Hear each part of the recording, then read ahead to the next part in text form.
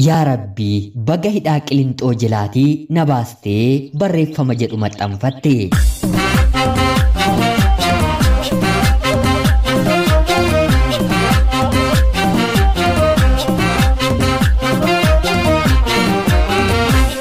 Yeroodhaaf maqaa kiyya himachuun barbaadu kanan dhaladhee guddadhe Harargee Bahaa ganda baadiyyaa keessatti yeroo ta'u barumsa koos kutaa 1 hanga 8tti achuma gandan dhaladhee guddadheetti baradheen hin xumure. Haa ta'uutii garuu kutaa 8ffaa argan bahee booddee barnoonni idilee ganda keenya keessa waan hin jiraanneef baadiyyaarraa gara magaalaatti imaleen mana kireeffadheen hiriyoota koo waliin jiraachaa barachuun eegale. Barnoota koo kutaa 10ffaatti sirgan xumuree booda barumsattillee hanga kanaatti cimaa waan hin turreef qabxiin maatirikii anaaf dhufuu hin dandeenye. Kanaan booddees ija koo barnootarraa ol fuudheen gara biyya hambaatti hiriyoota koo waliin mari'adheen imaluudhaaf qophii gochuun eegale. Rabbis na gargaaree imala koo raawwadheen baatii muraasa booda Saawud Arabiyaa galeen kutaa jireenya koo saxxaanu biyya hambaa keessatti jiraachuun jalqabe. Waa'ee jireenya biyya ormaa maalan himaa miti hedduun keessaniyyuu ni beektu. Yeroo biyya jirrutti waanuma qarshiin lafaatii hammaaramee kiisima keessa nam'u nutti fakkaata. Haa ta'uutii garuu yeroon gahee argu sharfeen dumbulloo hojii malee argamtu hin jirtu. Garuu jireenya biyya keenyaarra harka meeqa wayyaa. Biyya keenyatti halkaniif guyyaa hojjetanis jijjiiramuun waanuma hin yaadamnedha. Wanti argamus harkaa gara afaanii qofadha. Biyya hambaa bakka ani jiraadhu kanatti garuu kan hojjetan irraatii qusatanii boriif kaawwachuun sirriitti ni danda'ama. Anis biyya hambaa kana jiraachuu jalqabeen waggaa 2 ergan fixee booda shamarroota 100 ol haasofsiisu keessaa guyyaa tokko akka carraa shamarri bareedduun suurri piroofaayilii isheerra kaawwatte hedduu nama hawwatu tokko assalaamu alaykum warahmatullaahi wabarakaatu jechuudhaan nagaa nagaafatte. Anis haasoma koo kan duraati se'een akka aadaa fi amantii islaamummaatti deebii deebisuuf hin qabu nagaa ta'uu koo gaaddisa jala godheen itti erge.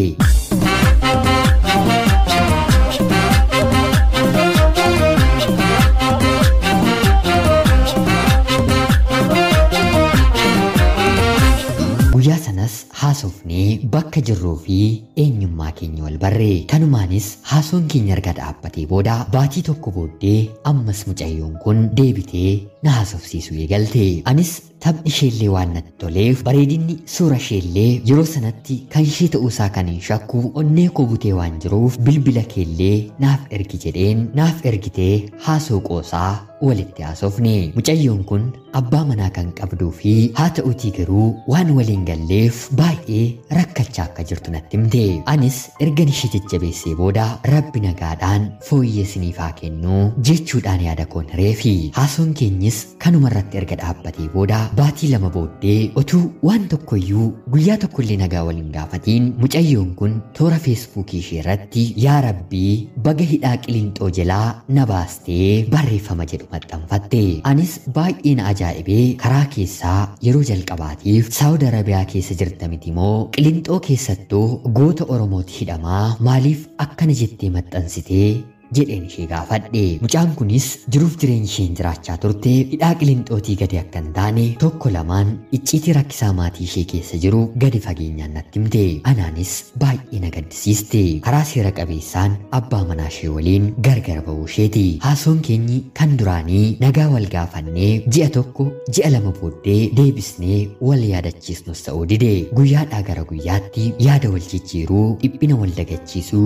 wal bashannansiisuun amala nutti ta'a dhufe. Barreeffama kana maxxansitee hanga torban tokkootti karaa bilbilaa daqiiqaa 10 ol walitti haasofnu. Haa ta'uutii garuu torbee booddee lamaan keenyuu miira jaalalaa keessa gallee yeroo bilbila haasa'uu jalqabnu sa'aatii 3 hanga 4 otuu hamma daqiiqaa 10 nun ga'iin waliin dabarsuu eegalle. Baay'ees walitti yeroo dhiyaannutti keessa ishee guutummaatti bantee waan natti argisiifteef yoo tole naan jetteef jedheen gaaffii jaalalaan dhiyeesseefi. Mucaan kunis ani kana duratti maatii godheeraa dhugumatti ati hir'ina koo waliin na jaallattee na waliin ta'uu feeteetii jechuun na gaafatte. Karaa barbaadde na qortee na ilaaluu dandeessaa. Bilillee akkanatti miidhagdu carraa lootarii argatteen akkamittiin dhiisee deemaa namni iyyuu yoo seenaa kana dhaga'e maal naan jedhaa jedheen deebiseefi. Kanaan booddee isheenis jecha tokko iyyuu otoo na jalan deebisiin tole jettee gaaffii koonaaf keessummeessite. Kan duraan olitti dubbiin keenya miidhagee soogiddi jaalalaatti makamee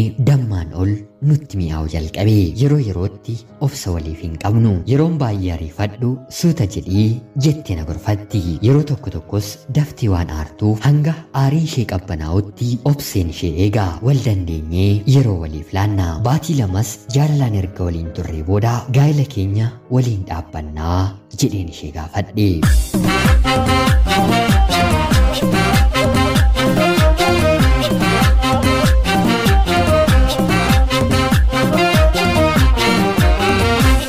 Jaalalleen koos amman ta'uu maatiin koo kan kana duraatti biyya hambaatti na kennanii gaabbii guddaa keessa seenanii waan jiraniif ammas maatii dhaabbachuun barbaadaa jechuun yoon isaanitti himee natti qabamuu danda'u. Bultii gaa'elaa kabajamaa fi eebbifamaa haala salphaatiin akka ani ilaale na gochuu danda'u. Gaa'elli immoo eebbifamaa fi kabajamaa waan ta'eef yeroo biyyatti deebinu lamaan keenyiyyuu haala seera qabeessaan niikaa hidhannee wal fuunaa jettee naaf deebiste. Anis tole jedheen yaada isheetiin irratti walii galee. Erga hariirootiin walitti dhufnee baatiirra darbee waggootallee waliilneerra. Kana hundaa keessatti guyyaa tokko qofaa asuma Saawud Arabiyaa keessatti wal arginee turtii sa'aatii 6 hin caalle waliin dabarsineerra. Wal arginees jaalalli keenyi kan duraarra ittuma caalaa ulee malee guyyaa tokko iyyuu rakkoon nu gidduu beeku. Yoo walitti buunus akkuma qoosaatti fudhannee haasoo keenya rakkoo keenya furanna. Gara biyyaatti deebinee gaa'ela yeroon itti godhannu Rabbi akka nuuf gabaabsuuf akka amantaa keessanitti kadhannaa yookiin immoo du'aa akkanaaf gootan kabajaan isiniin gaafadha. Jaalallee koo MA Saawud Arabiyaa magaalaa Riyaad jiraattu ana leenca keetu siif barreesse. Ulfaadhaa nagaatti galatoomaa.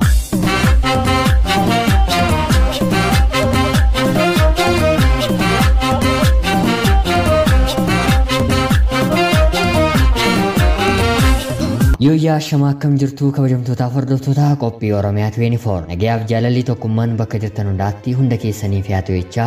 Yaadhaa xalayaa obboleessi keenyi jaalalli isaa MF nuuf erge hedduuf irraa baratamuu danda'u siniif qoodeen hin ta'a. Hubannoo cimaa akka sinirraa argattanis homaa shakkii tokkollee hin qabu. Obboleessa keenya ergaa kee kana nuuf ga'uu keetiif guddaa galatoomii sin jechuun barbaada. Kabajamtootaaf hordoftoonni qophii Oromiyaa 24 illee obboleessa keenya kadhannaa keessaniin akka yaadattaniif kabajaan isiniin gaafadha. Erga wal baranii sin jaalladha jechuun erga afaanii walitti baafatanii jaalalli maaliif sobataa? Kunoo akkuma obboleessa keenya kanaa wal danda'anii jiraachuun Rabbi hanga dhumaatti akka wal dhaabuuf illee kadhannaa godhachuun waan eebbifamedha isiniin jechuun barbaada. Egaan kabajamtootaaf hordoftoota qophii Oromiyaa 24 qophiin guyyaa har'aaf isiniif qabadheen dhiyaadhe kana fakkaatti. Laayikii fi sheer gochuun illee akka na deeggartan kabajaan isiniin gaafadha. Qophiin kun guyyaa guyyaatiin tamsa'a kan inni jiru sababa isin laayikii fi sheer gochuun guyyaa guyyaatiin na deeggartanii fi yaadota garaagaraa nuuf otoo hin jedhiin guyyaa guyyaatiin kan kennitaniif illee guddaa galatoomaa isiniin jechuun fedha. Namoonni chaanaalii keenyaaf haaraa taatan anaa dhufu